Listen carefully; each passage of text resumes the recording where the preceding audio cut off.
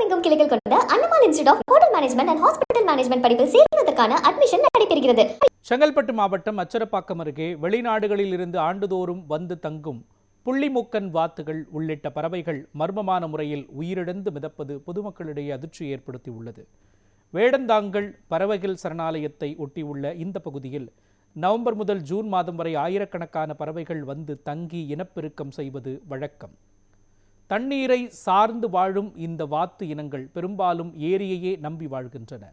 தற்பொழுது 100க்கும் மேற்பட்ட பறவைகள் உயிரிழந்து மிதப்பதுடன் மீன்களும் இறந்த நிலையில் காணப்படுவதால் ஏரியை சுற்றி கடும் துர்நாற்றம் வீசி வருகிறது. இந்த நீரை பயன்படுத்தும் ஆடு மாடுகள் உள்ளிட்ட கால்நடைகளுக்கு நோய் தொற்று பரவும் அபாயம் இருப்பதாக கிராம மக்கள் அச்சம் தெரிவிக்கின்றனர்.